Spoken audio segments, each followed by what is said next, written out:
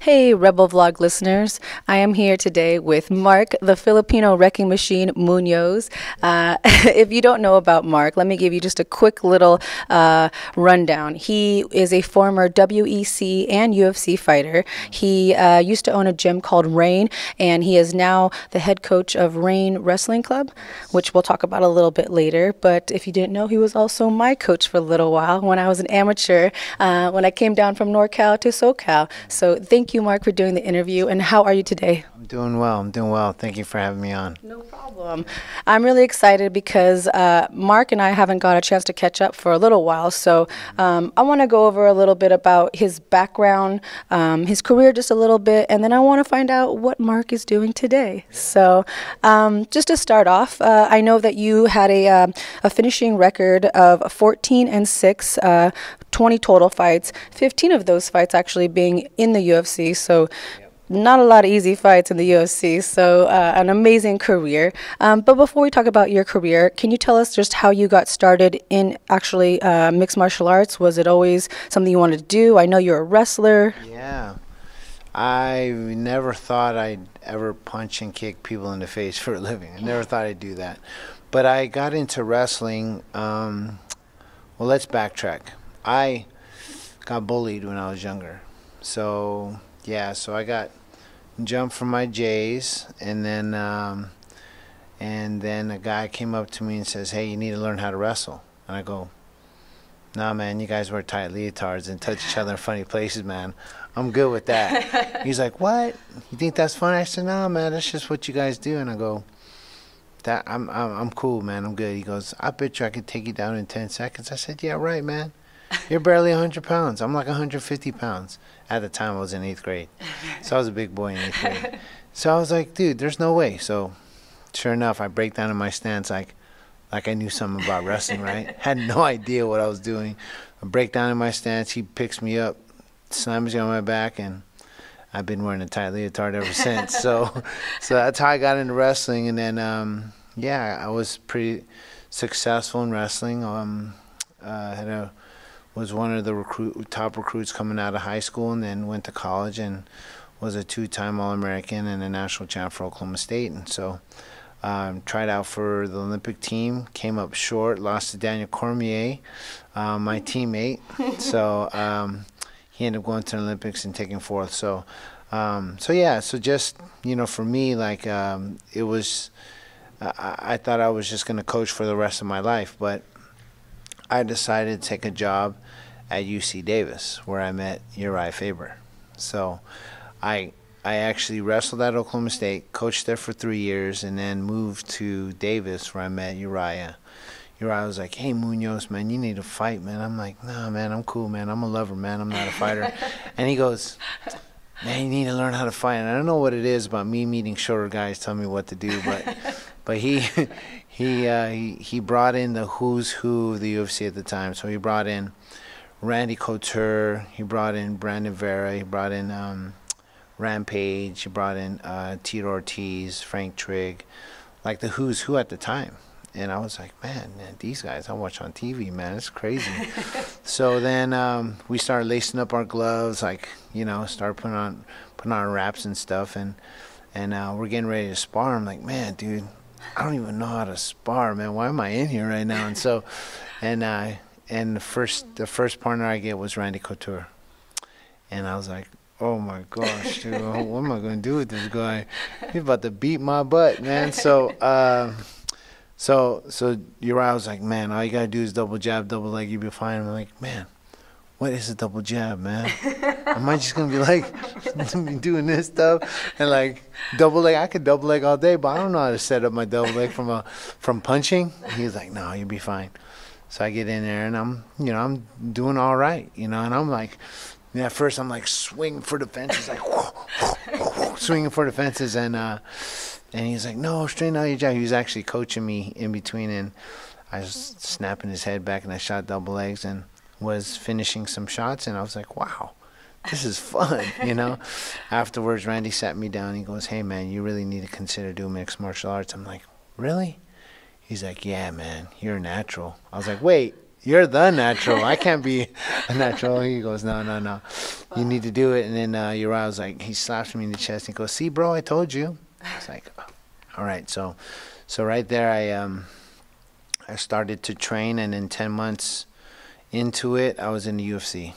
So skipped amateur altogether, and then I fought PFC, which is Palace Fighting Championships, 2 times, and I fought King of the Cage. Then I got into WEC, fought there twice, and then bang, I was in the UFC. So 5 fights within in under a year, and then I was in the UFC. It was crazy. Yeah. I feel like that story of a young kid who thinks he can fight, ends up falling in love with wrestling, and then actually finds mixed martial arts is kind of I wouldn't say typical, but that's actually what happened to me. And I know quite a few people who, we kind of joke around, we say wrestling saved our lives, but for me it really did. And who knows where you would be? Maybe you'd be coaching, and maybe you wouldn't have got into mixed martial arts. But I love wrestling, Mark. And if you didn't realize, Mark and I are doing this interview actually at the Laguna Hills High School wrestling mat. So what better way to do an interview with a wrestler than on a wrestling mat? So that's an amazing story. I actually didn't know that. I actually asked a couple of my fans and followers to shoot me some fan questions that I'm going to ask you later. Cool. And one person actually said that they knew the story about the Jordans. Yep. And I didn't know that. So it's kind of nice to hear that firsthand. Oh, that's cool. Yeah. Bullies, sometimes actually something good comes out of bullying. I always say that your life experiences and your life choices shape and mold you into who you are, who you become, And my life experiences, from me getting bullied and jumped for my J's, led me to wrestling, and wrestling led me to MMA. So, so it's just, I chose to get into a sport that I never ever thought I'd ever get into, and now I'm known as the Filipino Wrecking Machine. So it's crazy, yeah. Who would have thunk it? Quick question about your background. I know you're a wrestler, but when you actually started to get into mixed martial arts, you were around all these amazing guys, Randy Couture, Uriah Faber, everyone you said, Frank Trigg. Was there any Filipino, maybe a boxer or a mixed martial arts, was there a Filipino fighter that you looked up to? Oh, yeah. Who doesn't look up to Manny Pacquiao, Mm-hmm.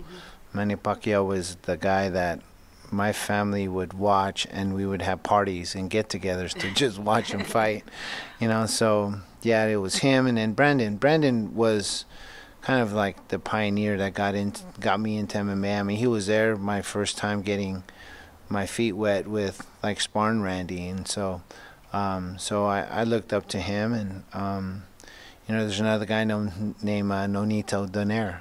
I know him. I didn't train with him, but I got to be around him back in Northern California at Gladiators, and he's just tiny little guy, but the nicest, most deadliest guy you could think of. Gosh, his hook is like unreal. He will knock your head off with that hook, but yeah, he's got dynamite in his hands, and there's actually a video on me dancing with him. Dancing with him? Mm-hmm. Mm-hmm. Okay, we're gonna have to look up that later. Yeah, I might even put that in the link just so you guys can find it right away. I can Nonito Donaire, so just look it up. Okay. I won't even spoil like what we're doing. Okay. So. All right. Good. Awesome. Videos to watch after you guys watch this video. Cool. Well, I know you are doing some other things in life, but just to kind of go back in time real quick, and not really that far, because you had your pro career from 2008 to 2015, correct? Mm-hmm. Okay. Yes. Well, it's 2018.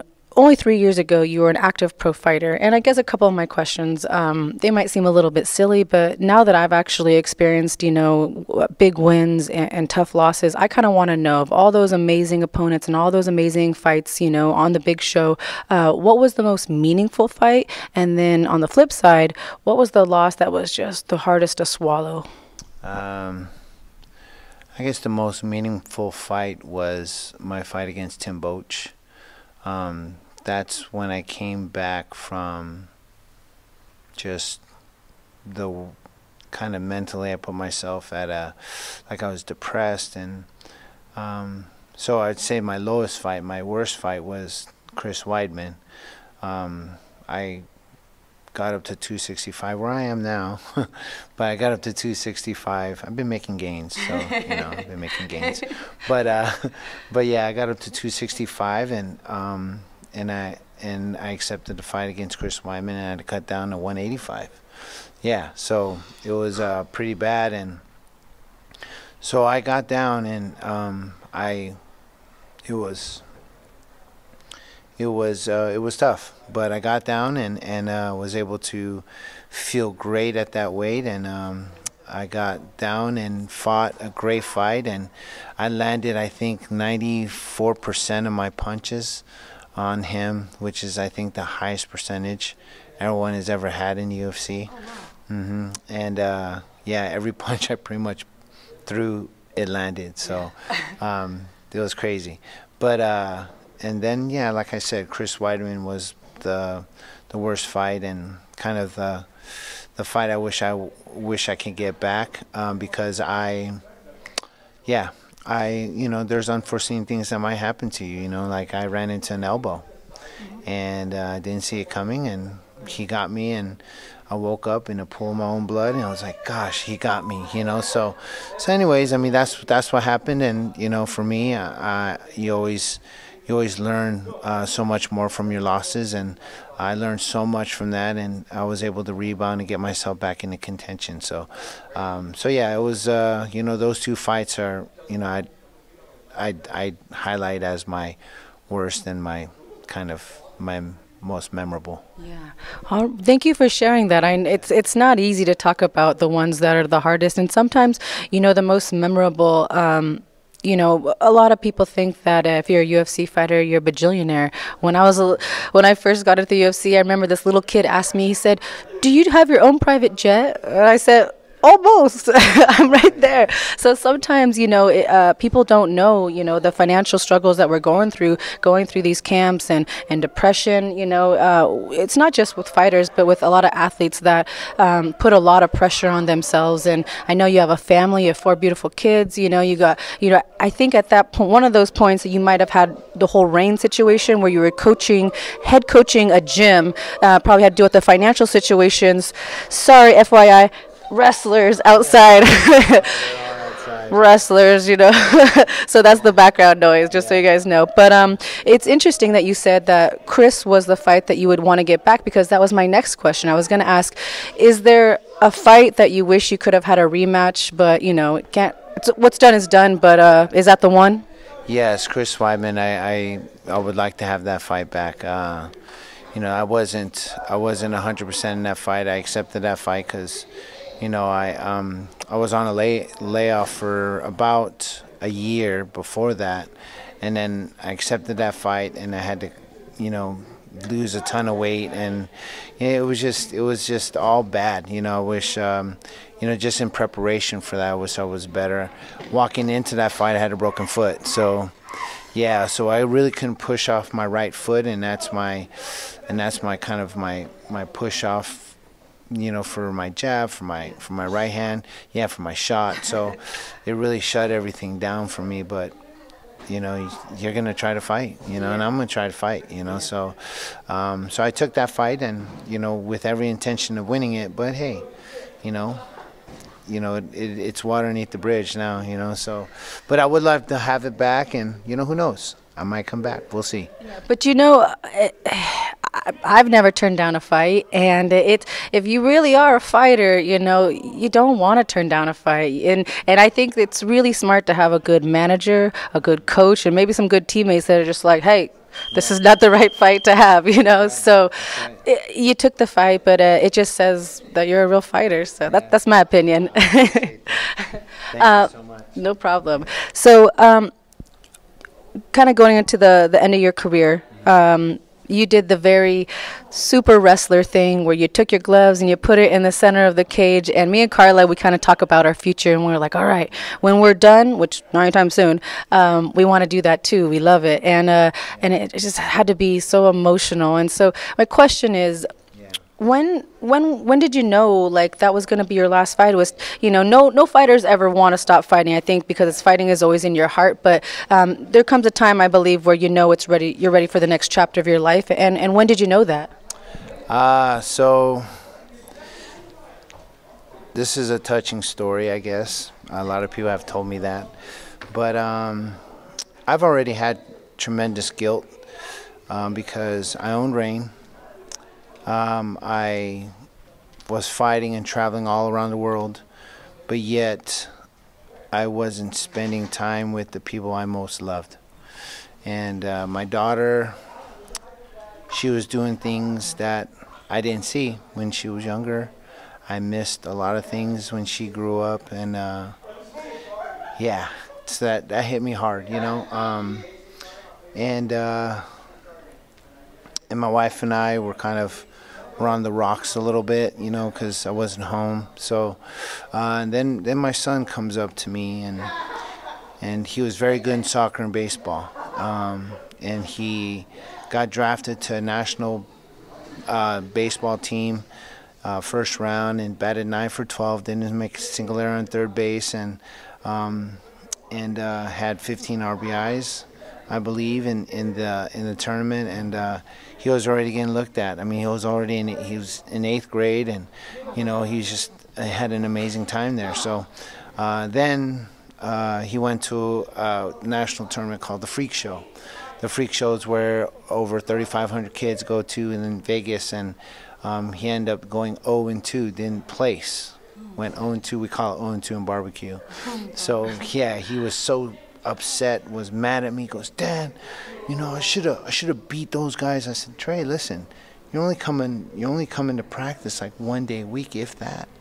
Why do you think you'd be able to win against guys that have been training for 5 days a week?" You know, he goes, "Oh, I should have," you know, he's just so mad, so irrational. So wouldn't even listen to me. So then he goes, a week later, he goes to the national cup for soccer. Their team takes second, and I believe he was second goals and third in assists. Like, amazing athlete, right? After that tournament, he goes, "Dad, I want to quit soccer and baseball, and I want to wrestle." I said, "Are you kidding me?" Like, wait, are you on drugs or something, man? Like, you're only in 8th grade, you know? So he's like, no, Dad, I want to wrestle, and I love wrestling. I go, okay, so, you know, so I always tell him, you got to do what you love and love what you do, you know? And so he says, okay, I want to wrestle. So he decided to quit soccer and baseball, and got into wrestling. I told him, I said, this is what it's going to take. We're going to have to wrestle all the best kids. I'm going to tell them to come and wrestle you. And you're going to take some lickings, you know. So, you know, you just have to get back up and dust yourself off and get back in there. Well, that's what we did a whole year. And we went back to the Freak Show. And he didn't go into, but he won the tournament. Yeah. So he's a national champ. And his very first tournament, big tournament, he actually wins. And then now he's a junior in high school. He's ranked second in the state, and it's pretty cool to kind of see the progression he's made. But I said, "Buddy, why did you decide you wanted to wrestle?" He goes, "Because I love it." And I said, "Well, what do you want to do?" He goes, "I want to get a full ride scholarship to Division I university." And I said, "Hold on. There's 72 schools that offer scholarships, and there's a very small percentage of those that give full ride scholarships." I said, "What makes you think out of the tens of thousands of kids that you, Trey Munoz, is going to get a full ride scholarship?" Well, he, without batting an eye, looks me dead in the face. He goes, "Well, I have you, Dad." Aww. Yeah. So. Yeah. Yeah. That's so sweet. So then that was a straw that broke the camel's back, and I said, that was 6 weeks before my last fight. So then I was like, I'm done. Yeah. Because I already had tremendous guilt already, Yeah. with my daughter and my wife, and I'm like, I got 2 younger ones that need their daddy, so I was like, I'm done. Yeah. You know, I don't need a belt around my waist. I got just precious kids at home, and an amazing wife, and you know, I want to make the best of it. And so and then I shut down Rain, as you know, and then I end up coaching him, and now I'm seeing it through, and he can get his full ride scholarship, depending upon how he does this year, and he's got one more year left, and he's already getting letters from different colleges and colleges that are offering him a lot of money. So, but he's got one more year, so we'll see what happens. And that's, people say wherever your time is spent, that's where your heart is. And my heart was spent in MMA, and I truly love MMA and the opportunities it gave me, but I wasn't spending time with my family, and my heart needed to be there. So, yeah, so that's why I shut down Reign, and that's why I am where I am today. I'm coaching, doing a lot of coaching, and coaching fighters and coaching wrestlers and, coaching jiu-jitsu fighters, and that's what I'm doing right now. And I love it. It's still keeping me in the mix, and this is where I am, and I want to be able to give my talents, gifts, and abilities to those that want to be able to learn from me. Yeah. Well, honestly, I am really happy that you made that decision, because I feel like the sport can sometimes be a drug. It can be very, very addictive, and unfortunately, just like other types of drugs, I quit when I'm ready. I don't have a problem, and I've heard a lot of people say that mixed martial arts is a single person sport. It's a young man's sport, but even more so, it's a single person sport, because just like Mark said, you give your heart to your passion, and if your passion is mixed martial arts, then how can you give it to your family? So I think you made a great decision, and in the time that you were my coach, and I can't even list Christoph Sosinski, Jake Ellenberger, I'm gonna forget a whole bunch of people, Emmanuel Newton, all these amazing people. You really made a huge impact on our lives, and you could have kept going with the sport, and you would have helped us, but obviously your family would have suffered, so you made a great choice. Well, thank you, Mark. I won't take any more of your time. I know you got to go coach the kids wrestling program, so real quick, I know you have just a kids wrestling program called Reign, right? And then you are also, I've heard you're at a couple different gyms. So exactly, let's just say I was either a kid or a pro fighter. How would I get a hold of you if I wanted to be coached by the Filipino Wrecking Machine? So you can look me up on any social media. You can look me up on Facebook. I have a fan page. I also have a personal page. You can look me up on Instagram, which is Mark_Munoz, and on Twitter too is the same thing, Mark_Munoz. But then I'm actually coaching at King's MMA. I'm coaching there on Wednesdays, and I'm helping TJ Dillashaw, Cub Swanson, and a bunch of other guys over at the Training Lab, which is TREIGNING. Right, so we call it the Training Lab, and that's in Anaheim, and we're actually looking for a new place, kind of a bigger place. So I work with those guys, and I work with my wrestlers at Reign Wrestling Club.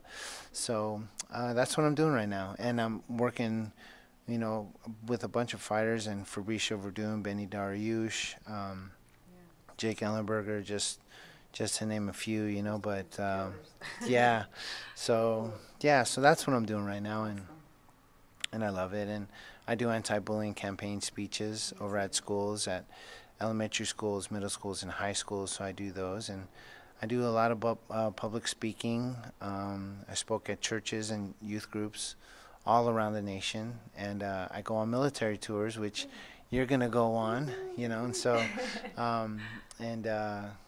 so I do those, and been doing those for about 4 years now, and I get to do what I love and travel the world and help out our troops, and do that. So, and I'm coaching my son, man. What can I say? It's just awesome. Awesome. Well, thank you, Mark. I honestly want to thank you from the bottom of my heart. And I know a lot of people, a lot of my followers, I'm not sure how far this video will get, but I think that through mixed martial arts, through the community, through the wrestling world, you've been an inspiration to a lot of people. And I think that you've made a lot of amazing decisions in your life, opening a gym where fighters could go, opening a youth wrestling program where they could learn from you. So thank you so much. Thank you for doing the interview. You're awesome. That's all. Bye, guys.